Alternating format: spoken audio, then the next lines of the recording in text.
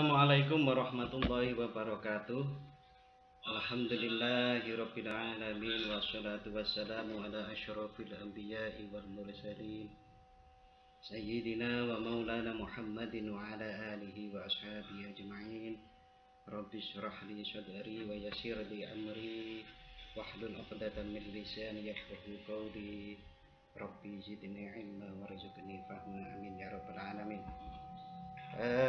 Bapak-bapak Kiai dan saudara-saudara yang saya hormati, saya niat mutolaah kitab yang pernah saya ngaji ke Kiai Imron Jamil dulu waktu Pak Imron masih di Al-Muhibbin, masih tinggal di Al-Muhibbin awal-awal tahun 92 atau 93. Saya ikut ngaji beliau. Nah, ini ada banyak kiai di sini, maka nanti kalau mutolaah saya ini salah ya dibenarkan. Bismillahirrahmanirrahim. Kimia usa'adah itu adalah racikan kebahagiaan.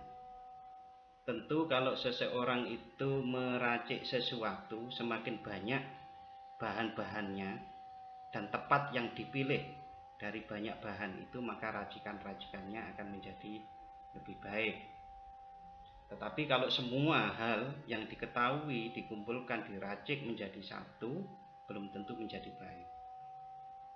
Nah, Imam Ghazali radhiyallahu an ini memberikan satu resep kepada kita semuanya agar kita bisa meracik apa yang belum kita ketahui menjadi lebih tahu. Nah, apa yang sudah kita ketahui apakah perlu dimasukkan menjadi percampuran, menjadi racikan-racikan kebahagiaan itu atau tidak. Nah, nanti ada di kitab ini.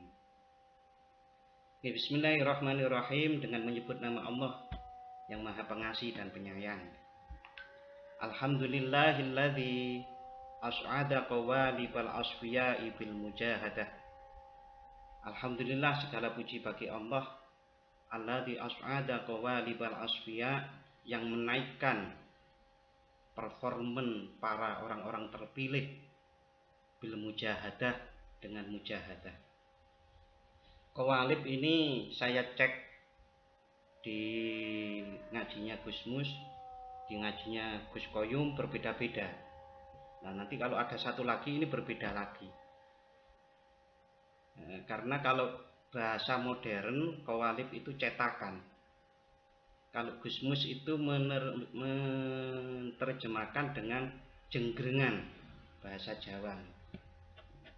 As'ada qawalibal asfiya, jadi menaikkan performan ya. Kalau Gus Mus juga menambahkan penjelasan bahwa qawalib itu adalah tempat hati. Mengapa kok as'ada, kok Allah itu menaikkan para orang-orang terpilih dengan mujahadah? Ini saya mempunyai tafsir yang agak baru mungkin ya, bahwa seseorang untuk mendapatkan pelajaran-pengelajaran, pengalaman-pengalaman dari alam ke alam, yang disebut ada alam jabarut, alam malakut dan yang lain-lain, itu memang dengan mujahadah. Mujahadah itu adalah perantaranya. Allah mau menganugerahkan atau tidak itu adalah hak Allah Subhanahu wa ta'ala. Namun di antara perantara atau lantaran-lantarannya itu adalah dengan melakukan mujahadah. Saya ada cerita di mana orang-orang yang bermujahadah umpamanya tidak makan kecuali makanan sayur-sayuran, mutih ya bahasa Jawanya itu begitu masuk ke hari ke-16 atau 17 itu penciumannya tajam sekali. Penciumannya itu karena sangat tajamnya, dia itu mencium bau bangkai manusia. Setiap manusia itu bau bangkai, kecuali anak-anak kecil. Ia juga mengalami satu penglihatan, dia bisa melihat makhluk-makhluk yang kasat mata, tapi bukan gaib. Jin itu kan bukan gaib. Yang gaib itu kan surga, neraka, malaikat, setan. Jin itu gaib bagi kita yang memang nggak tahu. Tapi kalau kriteria gaib yang ada di Al-Quran, jin itu tidak termasuk. Oleh karenanya banyak orang bisa lihat. Mujahadah seperti itu akan menghasilkan anugerah-anugerah Allah, bisa naik jiwanya. Yang kalau sering dengar cerita wali si A ini bisa ketemu wali si B di sebuah tempat dengan meninggalkan jasadnya di rumah masing-masing. Itu diantaranya diperoleh dengan mujahadah. Nah, orang-orang Jawa zaman dahulu, walaupun bukan Islam ya, orang Jawa Abangan gitu, itu banyak melakukan mujahadah itu. Ya tentu bukan mujahadah secara Islam, tapi bagaimana mengurangi protein, mengurangi gizi yang ada di dalam diri itu, sehingga kemudian dia mempunyai satu keadaan fisiknya itu melemah, lalu yang naik adalah jiwanya. Nah, maka yang naik itu jiwa itu, dalam pengertian jiwa yang bisa kemana-mana. Orang mengatakan itu ngerogo sukmo. Imam Ghazali sangat teliti dengan bahasa-bahasa ini, karena orang-orang yang ini terlepas dari tingkat penilaian kelas oleh Allah ya, itu lain. Orang-orang mendapatkan kekeramatan, ya belum tentu lebih tinggi daripada yang tidak punya kekeramatan atau karomah di hadapan Allah. Itu ada di Al-Hikam. Nah, wa as'ada qulubal auliya'i bil musyahadah. Was'ada, dan Allah Subhanahu wa taala membahagiakan hati para aulianya bil musyahadah, dengan musyahadah. Musyahadah itu adalah penyaksian. Penyaksian di sini itu dengan mata hati, bukan dengan mata kepala kita. Kok bahasanya membahagiakan? Ya karena orang-orang aulia Allah itu dalam banyak kitab dijelaskan bahwa musyahadah itu memang sangat menyenangkan, sehingga musyahadah itu mampu untuk membuat orang terpesona. Terpesonanya itu dalilnya ada di dalam kisah Nabi Yusuf, di mana saat para wanita bangsawan menyaksikan ketampanan Nabi Yusuf, itu terjadilah fana. Nah, musyahadah itu membahagiakan para aulia illah. Apalagi kalau sampai terpesona, atau bahasa yang lain itu fana. Wa halla al-sinatal mu'minina bidzikri, dan menghiasi lisan para mukmin dengan zikir. Kalau dikonfirmasi dengan apa yang disampaikan oleh Ibnu Abbad, Ibnu Abbad di Syarah Al-Hikam itu, maka al-sina di sini mestinya bukan hanya lisan bibir, tapi lisan-lisan yang lain, lisanul qalb, mungkin juga lisanul ruh. Sebagaimana kita ketahui, kalau seseorang itu hanya berzikir dengan lisannya saja, maka siapapun bisa. Orang bukan muslim pun itu bisa berzikir, tapi dengan lisan saja. Tetapi zikir yang disertai keimanan itu akan memunculkan memunculkan ma'al hudur dan ma'al ghaibah. Dan Pak Kiai Solihuddin, Pak Pol ini sudah mengarang kitab Hadir Ilallah, itu kan mungkin maksudnya di situ. Jadi karena keimanannya lah seseorang itu kemudian bisa berzikir dengan sebenar-benarnya zikir. Tentu sebenar-benarnya zikir ini kan banyak kelas ya, tidak hanya satu. Ya sebagaimana ada 4 itu. Ada orang zikir hanya dengan lisannya tapi dengan lupa. Tapi ada orang yang berzikir dengan lisan sekaligus hatinya, sekaligus jiwanya, sekaligus ruhnya. Wajalla khawatirul arifina bil fikr. Wajalla, dan menampakkan firasat-firasat orang arif itu bil fikr, dengan fikir. Fikir yang di sini bukan fikir bahasa Indonesia, tapi fikir yang bahasa Arab, yang ada hubungannya dengan tafakkur. Karena orang arif billah itu di antara sandangannya adalah memang bertafakkur itu. Bapak-bapak dan para yai semuanya, jadi kalau seseorang itu hanya beribadah, itu kan sudah bagus sekali. Tetapi tanpa disertai dengan tafakkur, maka akan sulit mencapai derajat arifin, derajat muhibbin. Ya, letaknya di ahli ibadah. Walaupun Allah Subhanahu wa taala banyak mengangkat juga ahli-ahli ibadah itu yang sampai menjadi wali-wali badal. Biasanya orang-orang arifin, orang-orang muhibbin itu sampai mungkin ya wali-wali kutub itu. Yang saya pahami seperti itu. Artinya kalau salah ya nanti kita diskusikan. Karena ya bisa salah juga pemahaman saya. Wa harasa sawadal ubbati anil fasadi. Dan Allah yang menjaga mayoritas para ahli ibadah itu dari kerusakan. Ahli ibadah itu dijaga oleh Allah dari kerusakan-kerusakan. Wa habasa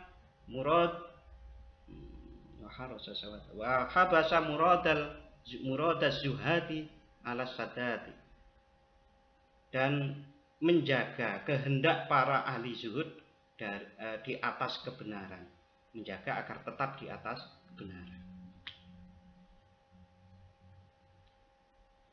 Wa khallasa asbahal muttaqina min dzulamis syahawat, dan yang menjernihkan sosok para orang-orang yang bertakwa dari kegelapan syahwat. Hawa nafsu syahwat itu memang dimaknai sebagai kegelapan. Itu kalau diandaikan kita merebus air, itu kan ada uap. Ada uap itu. Kalau orang marah, maka yang terjadi itu di dalam tubuh kita ada muncul seperti uap itu yang menutupi akal pikiran kita dan hati kita. Sehingga tepat sekali kalau dimaknai sebagai dulam atau kegelapan. Wasoffa arwahal muqinina anid dzulamis syubuhat, dan yang menjernihkan, langsung memurnikan, wasoffa itu menjernihkan ruh-ruh orang-orang yang yakin anid dzulamis syubuhat, dari kegelapan yang subhat. Tapi ini mohon maaf, saya kurang cocok dengan redaksi ini, karena sesungguhnya ruh itu tidak berubah. Ruh itu tidak berubah. Jadi ruh itu selalu jernih. Ruh itu selalu jernih. Ya, boleh tidak sepakat walaupun mungkin juga saya salah kan. Tapi sepemahaman saya ruh min amri robbi itu tidak pernah kotor. Selalu ruh itu sebetulnya selalu jernih. Yang kotor itu ya yang menyebabkan tertutupi kejernihan ruh itu ya nafsu-nafsu itu. Nah, itu juga dibuktikan saat ada ayat Al-Quran yang pada waktu kita hari di kiamat nanti, ruh itu kan berdiri berbaris sendiri. Jadi ruh itu di dalam diri manusia itu selalu bersih. Yang menutupi adalah hawa nafsu itu. Nah, ya pemahaman saya mungkin juga salah gitu. Wa qabila amal al-akhyari bi ada'is sholawat, Dan Allah yang menerima amal-amal para orang-orang terpilih dengan lantaran mereka mengerjakan sholat. Wa ayyada khisalal akhrari bi asadda isyilat. Di dalam redaksi yang lain bi asadda isyilat, yang menguatkan kondisi orang-orang pilihan dengan ketepatan dalam berhubungan. Dalam satu alinea ini yang paling pokok saya pahami, yang paling penting itu kan alhamdulillahilladzi. Artinya apa-apa seperti musyahadah, zikir, fikir, bertakwa, itu semuanya adalah ikhtiar, tetapi pada intinya adalah alhamdulillah.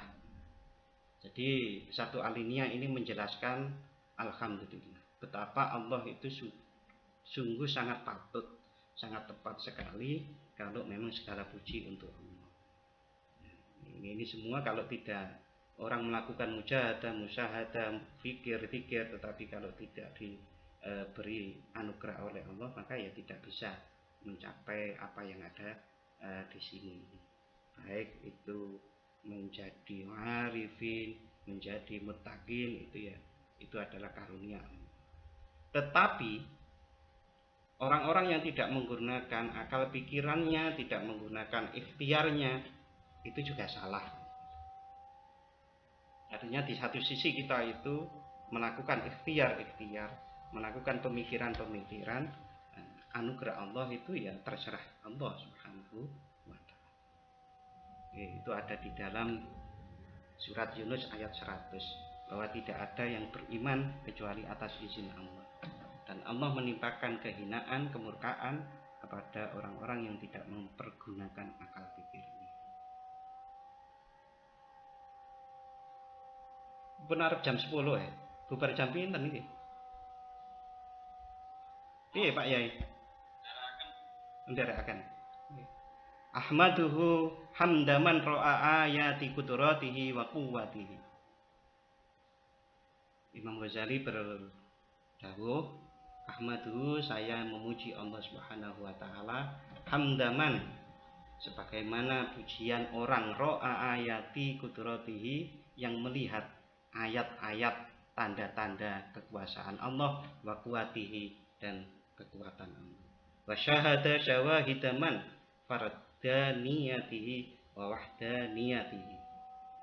Wa syahada penyaksian, wa syahada syawahidaman fardaniyatihi, dan saya memuji Allah Subhanahu wa taala sebagaimana pujian orang yang menyaksikan bukti-bukti atas ketunggalan Allah dan keesaan Allah. Tunggal itu berarti tidak bisa dipisah-pisah. Kalau wahdaniyah itu esa itu tanpa sekutu. Wa taraka tawarika sirrihi wa barrihi.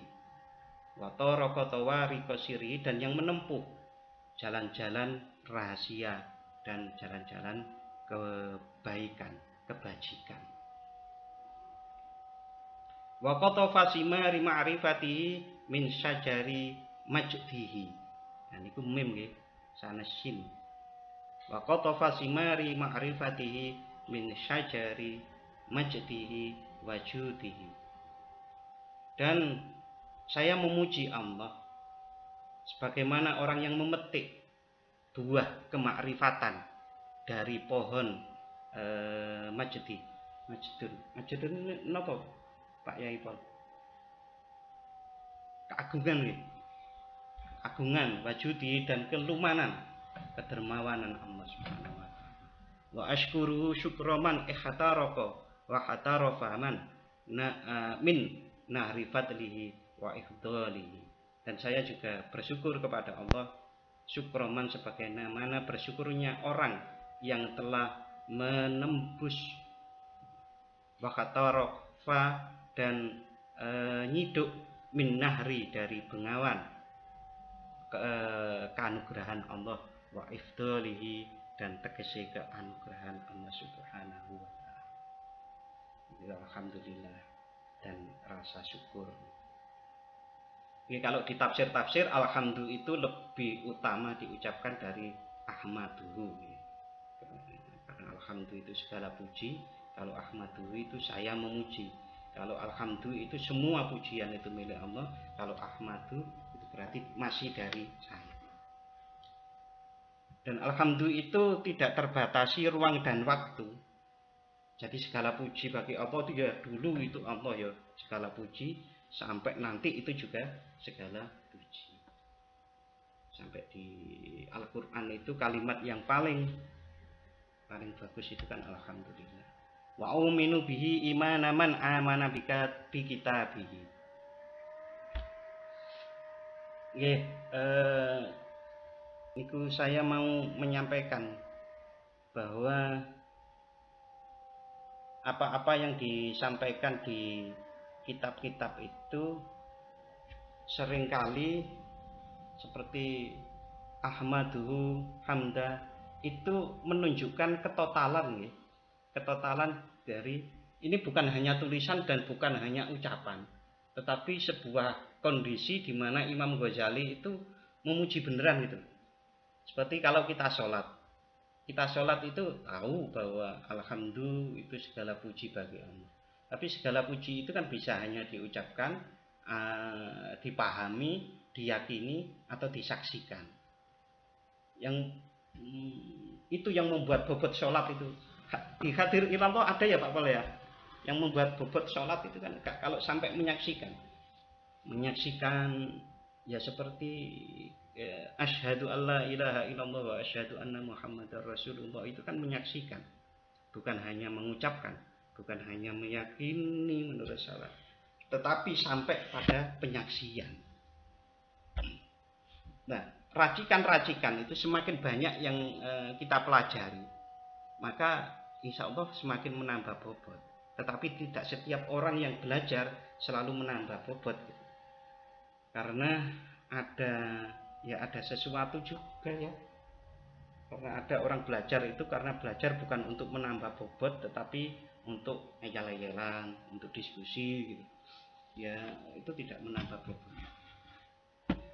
Wa uminu bihi imanaman, dan saya beriman kepada Allah sebagaimana imannya orang-orang yang beriman dengan kitab-kitabnya Allah. Wa khitabihi, dan khitabnya Allah. Jadi khitab itu,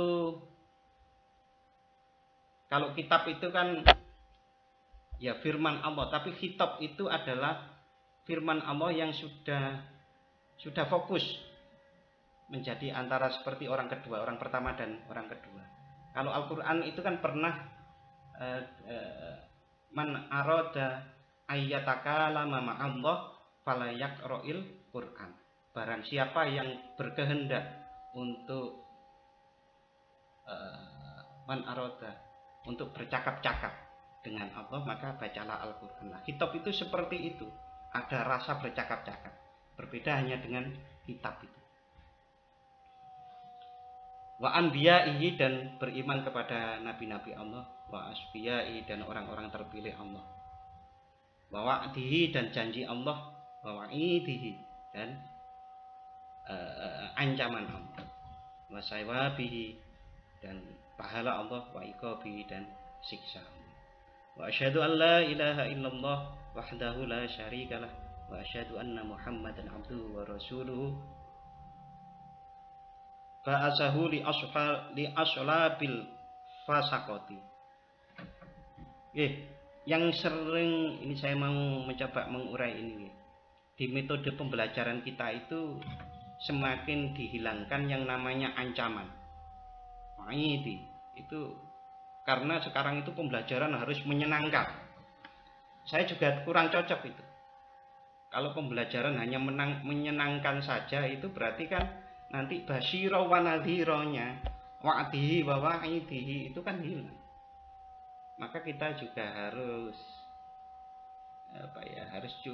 harus mempertanyakan mengapa metode pembelajaran sekarang itu kok digiring hanya menyenangkan saja.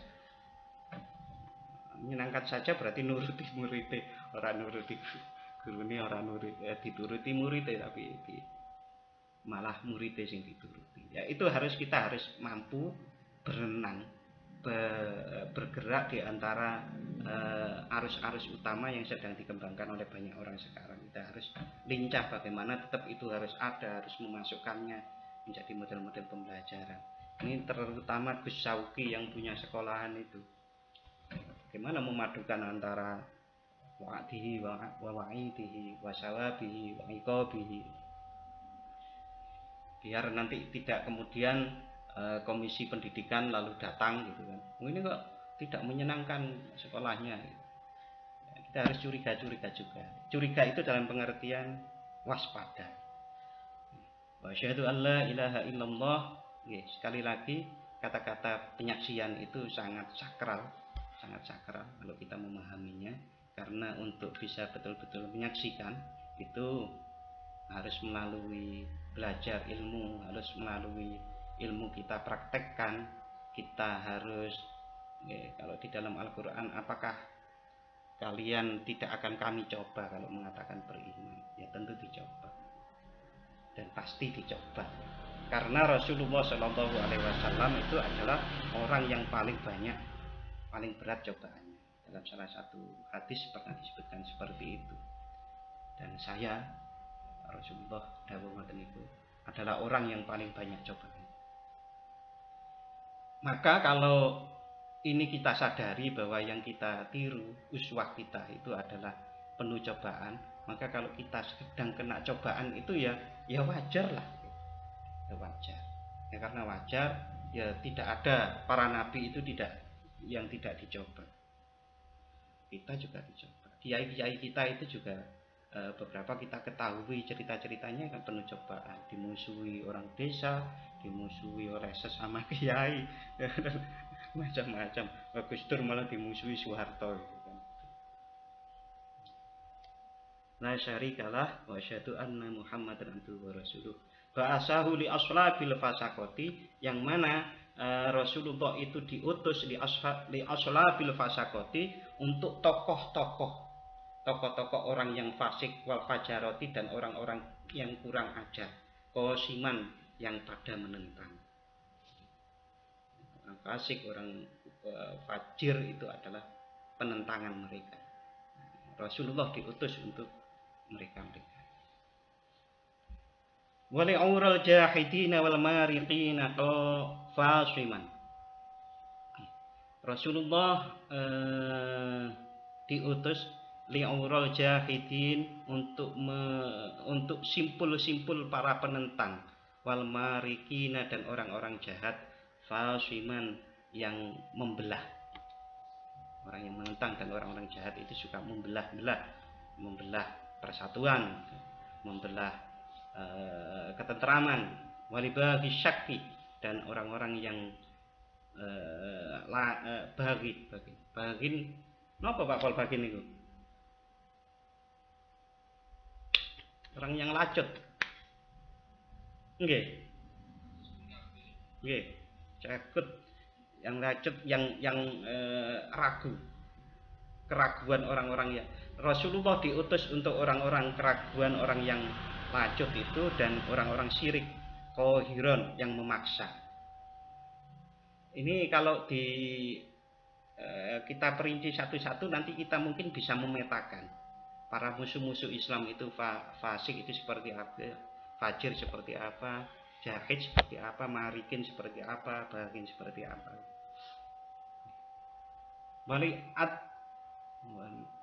Atba'il haqqi, dan Rasulullah diutus itu untuk mengikuti kebaikan, untuk yang mengikuti yang hak. Wal ihsani nasiron, dan untuk diutus untuk penolong kepada kebaikan dan kebenaran. Fasholawatullahi alaihi wa ala alihi wa ashabihi ajma'in. Dan semoga sholawat tetap terlimpahkan dari Allah kepada Nabi Muhammad dan para sahabatnya dan para keluarganya ajmain semuanya. Pun nggih. Iki ora kaya ngaji kaya nang pondok. Aku ora iso nek ngono. Ya ini kita diskusikan gitu aja. Besok kita kalau masih diberi umur panjang kita kelanjutannya. Loh ini loh sampai tak tulis maknanya ya karena sudah ya harus ngaji lagi kan. Mutolaah kan judulnya ya Pak Pol. Saya ada cerita, teman saya itu mimpi digebuki oleh Imam Ghazali. Karena gara-gara protes di Ihya itu banyak hadis doifnya. Luar biasa. Imam Ghazali disalahkan, oh, banyak hadis doif ini itu datang di mimpi itu digebuk ya teman saya itu. Ya, cukup nggih. Ayo diskusi lah.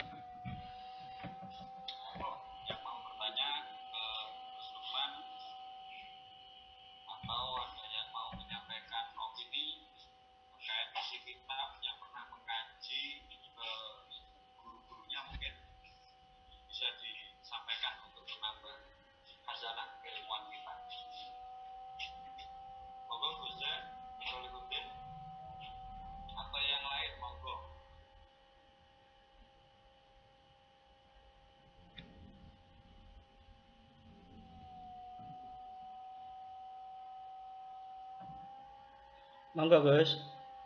Monggo Gus Yen.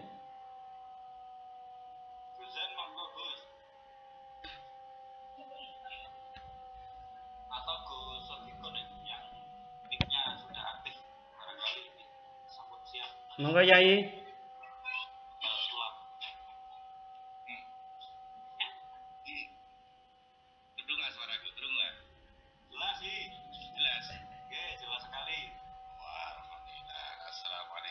Waalaikumsalam warahmatullahi wabarakatuh. Jadi terkait apa yang disampaikan tadi, jadi tadi menyinggung tentang mujahadah, riyadhah dan macam-macam lah. Nah, ini karena mohon maaf sebelumnya ini karena yang ngaji teman-teman ini kan jamaah Thariqah Pondok Peta ya. Nggih. Nah, jadi kaitannya pun dengan Thariqah Pondok Peta. Jadi bagaimana kaitannya ya para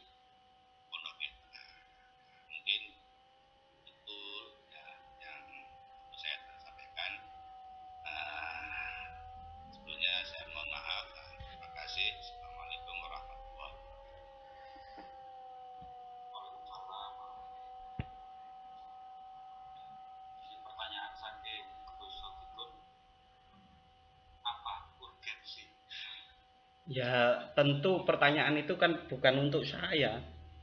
Nggih. Mungkin kita diskusi gitu. Itu Nggih, pertanyaan yang diskusi, agak nggih. berat nih. Tapi pertanyaan itu memang bagus sekali ya, apa urgensinya Solo dengan kondisi rohani jamaah kita. Itu juga perlu dipecahkan. Atau Gusotikun menawi wonten pencerahan ini. Bicara urgensi Gus, harus pelaku ini yang bisa jawab ini. Batas ini lah ciri dialog ya. Nggih. Istilahnya urun rembuk ya. Nggih, kalau saya yang berpendapat ya, saya berpendapat ya suluk itu sangat penting. Nek nggak penting ya nggak mungkin lah itu jadi salah satu laku yang harus dilakukan Pak Pol. Pak Yai Pol itu di 40 dino apa 100 dino 3 hari 7 hari itu kan mungkin. Tapi yang paling penting itu kan sebetulnya suluk itu kan sebuah cara yang dibikin oleh para guru sesuai dengan kondisi rohani dari para murid itu, sehingga ada yang 3 hari, ada yang 7 hari, 40 hari, dan saya dengar pernah yang ada juga 100 hari. Saya sangat menikmati. Saya kan pernah juga tidak suluk tapi nginep di peta dan godhoi wong sing suluk kan gitu. Itu saya ngikut tidur di sana itu. Ikut tidur. Nah, yang saya lihat ya suluk itu kan bagaimana kalau saya tarik itu kan mencoba mirip dengan Nabi Musa yang diperintah oleh Allah ke bukit itu yang 30 hari kemudian ditambah 10 hari itu. Itu dasarnya ya, bagaimana salah satu cara itu. Tapi inti dari suluk itu adalah bagaimana mendidik jiwa agar bisa bertakwa dengan sebetul-betulnya takwa kepada Allah, mentaati perintah Allah, mentaati perintah Rasulullah yang sampai pada guru-guru kita, lalu sampai pada kita. Tapi intinya adalah bagaimana kita taat kepada Allah Subhanahu wa taala. Oleh karenanya itu karena iman seseorang itu kan naik turun, maka suluk itu juga bisa berulang. Ini pandangan saya yang itu bisa berulang. Nah, sebetulnya suluk itu sendiri bisa dikecilkan, dan kecilnya itu adalah menjadi wirid itu. Wirid itu adalah sebuah upaya untuk menyadarkan diri sendiri agar selalu bisa taat kepada Allah. Artinya wirid itu ujungnya ke sana. Wirid itu membangun kesadaran diri agar bisa taat kepada Allah. Besarnya suluk itu. Nah, kecil-kecilnya ya wirid. Saya pernah berkali-kali tanya kepada banyak orang, ada nggak orang yang melakukan maksiat dengan cara dia bismillah dulu, dengan maksiat tapi dengan ingat Allah? Bisa, orang maksiat itu bisa dengan ingat Allah itu juga maksiat. Itu artinya apa? Bahwa yang ingin dituju itu sebetulnya bukan ingat Allah, tetapi kesadaran kehambaan kita di hadapan Allah, kesadaran kita di kehambaan Allah Tuhan kita hamba, maka kita taat itu. Cuma bangunannya itu ya mulai dari zikir, wirid, suluk, riyadhah, mujahadah. Tapi intinya membangun tadi itu, membangun kesadaran kita itu adalah hamba, Allah adalah Allah, lalu kita ya ada adab, ada sopan santun, ada ketaatan, ada kecintaan, ada rasa malu, ada rasa takut. Dan itu kalau kita baca saya baca ya, saya baca dari buku-bukunya buku yang ditulis oleh ini yang nulis ada di sini sebetulnya. Kebalik ya. Sabilus Salikin ini kan tentang toreko-toreko. Nah, itu ya memang inti dari pokok dari ajaran toreko itu adalah ketakwaan. Takwa, cinta Allah, cinta Rasulullah, zikir dan yang lain-lain itu bermuara ke sana. Bagaimana agar riyadhah, mujahadah, zikir itu mampu memberikan satu tambahan kesadaran. Ya memang harus terus-menerus dilakukan. Yang bahasa lainnya istiqomah. Ngoten Pak Yai Dikun di dalam pandangan saya. Nggih. Bukan opini tadi opini ya. Nggih, leres. Jadi kalau nggak ada opini ya. Nggih. Jadi ada orang salah satu ya ialah mau terus ini. Ada seorang pemuda Haji Walimah. Si Gunung Rapi itu. Ada dikajai ada ya sini sebuah mau terus sampai 7 tahun. Dan apa ya? Terus sampai ngerano Merapi itu makanya Rapi. Tadi dari kata-kata yang sesimpel itu saya bisa mengambil kesimpulan ini. Jadi orang Toriko kan kodami Nabi, ya. Jadi orang Toriko sama dengan orang yang sudah nikah.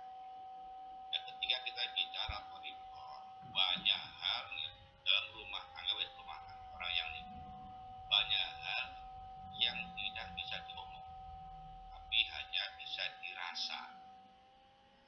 Dari masalah teori walaupun belum rapi buat Haji Walimah pun bisa baca kitab baca buku bisa. Tapi banyak hal di rumah tangga itu yang tidak bisa diomong, hanya bisa dirasakan. Dan begitu juga di dalam dunia politik, memang banyak hal yang tidak bisa diomong, tapi hanya bisa dirasakan. Jadi memang idealnya, bicara ideal, orang ngaji walimah itu harus sudah nikah, idealnya. Kalau belum nikah, ya pada minggu jadi mau. Di pada ambil nopo, ngomong terus bujuk soalnya belum tahu melakukan nikah, ngomong nikah, penuh rumah tangga. Nah ini opini saya kembali ke dunia toriko. Ketika kita bicara kita bicara rohani, ya kita bicara suluk, ya idealnya memang yang bicara sudah merasakan, sudah baiat, sudah punya guru, sudah merasakan bagaimana dia ketika dilihat oleh gurunya, setelah itu dia merasakan hal-hal yang mungkin belum pernah dirasa, didengar pun mungkin belum pernah, tapi dirasakan baru dia tahu rasanya. Oh ternyata ini rasanya orang yang sudah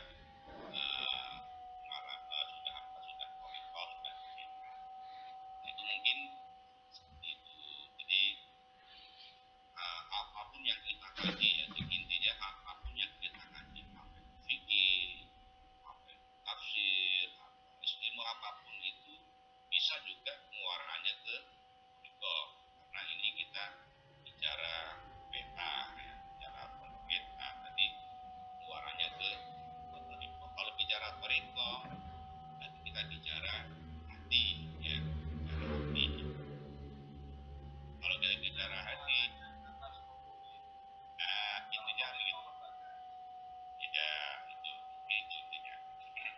Mungkin itu sementara itu opini saya. Bukan komentar apa bahwa jawab siapa, bukan ini opini saya.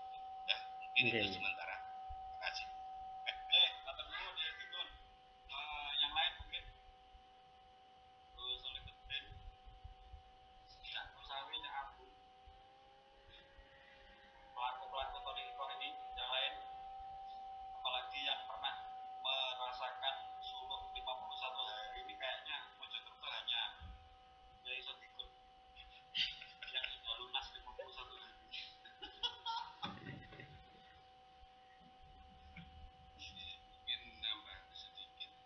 Enggak, enggak. Ya, tambah sedikit. Artinya apa yang dibicarakan dari materi ini sifatnya ilmiah, ya, ilmiah. Jadi kitab kimia terus ada ini apa itu adalah teori, salah satu teori untuk kita itu apa itu mendekatkan diri kepada Allah. Karena dari apa itu dari mukadimahnya itu Imam Ghazali di situ intinya kan ternyata manusia itu diciptakan gak emek-emek namanya seperti itu. Jadi kalau toh apa yang disampaikan Pak Yai Lukman itu tadi sifatnya ilmiah, jadi tidak harus tidak harus tapi di sini menurut Allah. Jadi kalau memang itu sudah anak yang sudah matang, jadi mungkin hanya tambahan mawon tadi apa yang disampaikan itu tadi sifatnya itu teori. Begitu juga teori itu kan macam-macam memang. Intinya di dalam apa itu di dalam kitab ini nanti teori ini. Untuk prakteknya itu memang kita kesulitan memang ketika mengungkapkan kan hal sulit kan kita tidak boleh diungkapkan.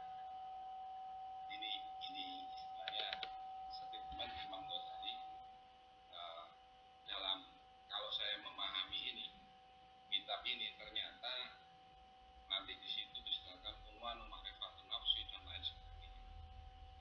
Ini sebatas teori. Ya, teori itu harus apa itu sebisa mungkin kita jawab. Mungkin hanya itu tambahannya.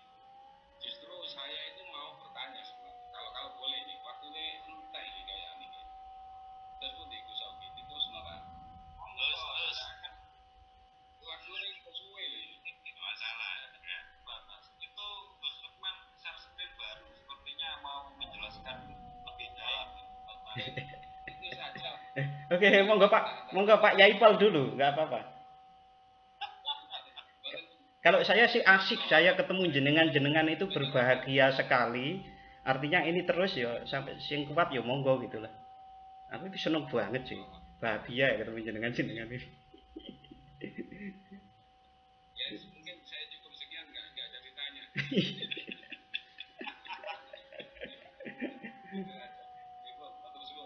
Nggih. Karena pengalaman bertasawuf itu kan memang bergantung, gitu jadi pengalamannya tidak sama. Saya yakin pengalaman spiritual itu tergantung dari masing-masing personnya. Nggih, saya sepakat itu, Gus Sauki. Jadi begini, kalau pengalaman spiritual itu sama, maka insya Allah tidak ada berbagai macam toriko. Nah, toriko itu tumbuh menjadi banyak itu karena ada pengalaman spiritual di mana namanya Syekh Abdul Qadir Jilani dengan riyadohnya, Syekh Abu Hasan Asyadzili dengan rasa syukurnya.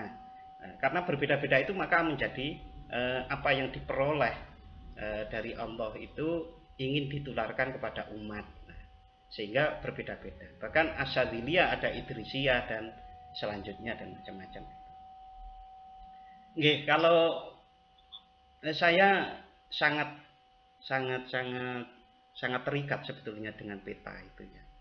Walaupun ya dengan seperti ini itu bahagia sekali. Karena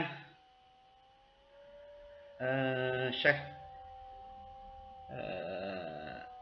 Gus Saladin ya kalau dulu kita nyebut itu pernah mentalkin saya dalam mimpi. Saya ditalkin. Ini loh, itu pernah saya alami. Tetapi memang rombongan itu meninggalkan kami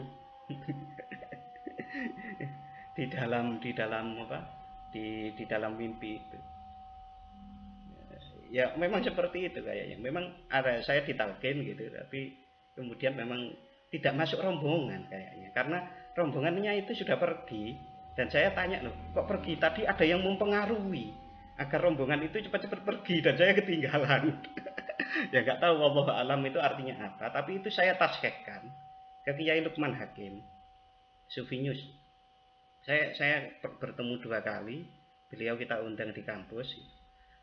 Lalu saya menemani mulai dari bandara, lalu kemudian makan ke hotel dan macam-macam itu. Dari situ memang saya punya maksud mengundang beliau itu memang untuk tanya, ada kepentingan pribadi saya. Jadi antaranya menanyakan hal-hal seperti itu. Tapi Pak Lukman Hakim pun waktu ditanya itu ya cuma tersenyum. Saya repot kan akhirnya. Ini jawabannya di mana gitu kan. Nah, adapun share screen tadi, saya pikir begini. Anda melihat saya seperti apa itu tidak penting gitu. Tapi apa yang bisa diambil, silakan diambil. Wong hudil hikmata walau min famil kalbi itu kan ada ya. Ambil saja. Wong dari famil kalbi, kalau itu memang bisa menambah pelajaran, monggo. Tapi kalau tidak ya tidak apa-apa. Anggap saja ini adalah wacana baru yang bapak ya dibuang orang apa-apa gitu. Tapi yang penting kita bahagia dulu. Oke, ini saya sharing. Ini kan biasakno kulinakno pangucapmu padha karo karepe atimu. Saat bertahun-tahun yang lalu saya melihat ini, itu saya menghubungkan begini, bahwa kalau seseorang dawuh ini hubungannya, barang siapa yang akhir ucapannya la ilaha illallah maka ia masuk surga. Itu saat dulu. Tapi saat ini itu saya sudah punya pandangan yang berubah, bahwa itu tidak hanya sekedar dari karepe ati dengan lisan, lalu hubungannya dengan ini, itu tidak. Itu sangat berhubungan dengan begini. Saat kita mengucapkan qul huwallahu ahad, Allahus samad, atau qul a'udzu birabbin nas. Ternyata di dalam Al-Qur'an itu redaksinya, kalimatnya itu ucapkan. Tapi sesungguhnya itu bukan ucapkan seperti bahasa Indonesia. Karena ucapkan di situ itu sudah komplit gitu. Komplit yang sama dengan saya ungkapkan tadi.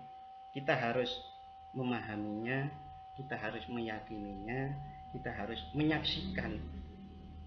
Qul huwallahu ahad itu sampai seperti itu. Tidak hanya sekedar ucapkan. Nah, itu yang saya peroleh, hal-hal seperti itu. Bisa jadi di masa depan saya memaknai biasakno kulinakno itu akan berbeda lagi. Itu karena apa? Ya karena ada informasi baru, ada pelajaran baru, ada pengalaman baru, yang itu kemudian menambah untuk membuat kesimpulan. Bertorekoh menurut saya, pertanyaan saya, seringkali ya, menurut saya, seringkali para santri terhadap dawuhnya para mursyid, apa itu sudah jelas sejelas-jelasnya? Enggak kan? Pasti ada, ini pripun ya, akhirnya terjadi diskusi. Sama seperti kalau biasakno kulinakno itu adalah dawuhnya Kiai Mbah Abdul Jalil Mustaqim rahimahullah. Nah, itu dawuh yang kita itu bisa memaknainya sesuai dengan bahan-bahan yang ada di dalam diri kita. Saat bahan itu bertambah, maka akan bertambah kesimpulan kita. Itu menurut saya ungkapan yang sangat sederhana. Nek wis torekoh itu ya ora torekoh tok, tapi ngaji yo. Itu pernah saya dengar. Tapi ngaji yo. Lah itulah penambahan ilmu dan yang lain-lain itu menambahkan bahan racikan untuk membuat kita kesimpulan. Kesimpulan apa? Kesimpulan lebih mengenal Allah. Dan disitulah kalau saat seseorang lebih mengenal Allah, maka akan ya bertakwa habis-habisan itu. Itu ya, ya, itu opini saya. Nah, ada bahasa baru ini opini saya. Oke, silakan. Monggo kita diskusi. Oke, monggo jadi. Oke, kalau jadi ketika kita bicara Qoribah, jadi memang ilmu itu kan kalau nggak salah ini nanti tolong yang lain. Ilmu itu kan ada empat, ada ilmu syariat, dalamnya ilmu syariat ada ilmu Qoribah, di dalamnya ilmu Qoribah ada ilmu ma'rifat, di dalam ilmu ma'rifat ada ilmu hakikat. Jadi syariat, Qoribah, ma'rifat dan hakikat. Digambarkan syariat itu seperti pohon, Qoribah itu seperti cabang-cabangnya, pang-pangi, ma'rifat itu seperti daun-daunnya, adapun hakikat itu seperti buah-buahnya. Nah, yang sewu iki loro kanca-kanca jamaah kita musim iki ibaratnya wong sekolah gak sekolah dunia, sekolah akhirat kalau kita dan kampus-kampus jelas sekolah dunia. Terbiasa ada teman salah satu alumni Muhibin ya, ada kuliah nang Kairo, cerita nang kuliah nang Kairo sempat 3 bulan berai gak sholat, 3 bulan berai, setelahnya pulang dari Indonesia soan kita di Boni kaya jani dijalan tahu wong wong golek pangeran orang Kairo, wong golek pangeran orang Kairo. Artinya begini, jadi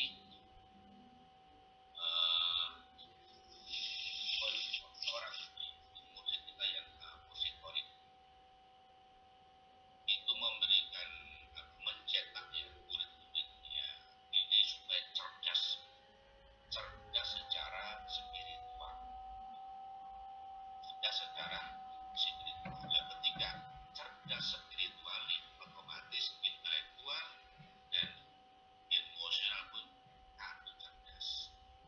Tapi kecerdasan intelektual dan emosional tidak akan bisa menembus kecerdasan spiritual kecuali melalui dunia Qoribah yang dibimbing oleh guru atau seorang muslim. Jadi kita alhamdulillah betul bahwasanya memang an-nikmah al-kubra, kenikmatan yang besar adalah kenikmatan iman, dan iman itu masih global. Kalau dicari ujung-ujungnya ternyata alhamdulillah kita termasuk mendapatkan ahli al-kubra karena punya guru spiritual. Dan itu ya tambahan ini pendapat atau opini saya. Terima kasih. Monggo pun tadu atau sedikit. Saudi. Nggih. Nggih. Saya tambah sedikit ya. Nggih. Saya itu pernah ketemu dosen-dosen saya. Karena saya itu sering posting di Facebook dan macam-macam, itu dia mengamati ternyata. Lalu kemudian komentarnya itu begini, Mas Lukman sekarang itu tuh konsentrasi di tasawuf tuh. Jawaban saya itu ya ndeledek itu kan. Bagi saya itu syariat, thariqah, makrifat, hakikat itu satu. Fikih dan yang lain-lain, pembagian ada ilmu fikih, ilmu tauhid, ilmu tasawuf itu adalah untuk memudahkan belajar. Tapi bagi saya yang namanya Islam sebagai hamba mengabdi kepada Allah itu terkumpul menjadi satu, tidak bisa dipisahkan. Nah, pembedaan, kategorian-kategori itu adalah sebuah upaya para alim, para ulama untuk memudahkan para murid itu belajar. Nah, gitu saja. Monggo matur nuwun, ngapunten nek akeh salahe. Ya pancen wong akeh salahe kaya ngene kok ya. Nggih, nggih, nggih. Suwe ora kamu jare. Pirang-pirang tahun iki gak ketemu iki. Ah, nggih ya dikon. Dung intine donga donga. Nggih, nggih, nggih, nggih. Oke, matur suwun semuanya. Jadi kajian malam ini sangat baik sekali. Itu bisa menambah ajaran keilmuan kita. Apa yang kita bahas malam ini itu adalah ranah-ranah ilmiah. Jadi kalau untuk urusan pribadi, artinya pengalaman spiritual tadi,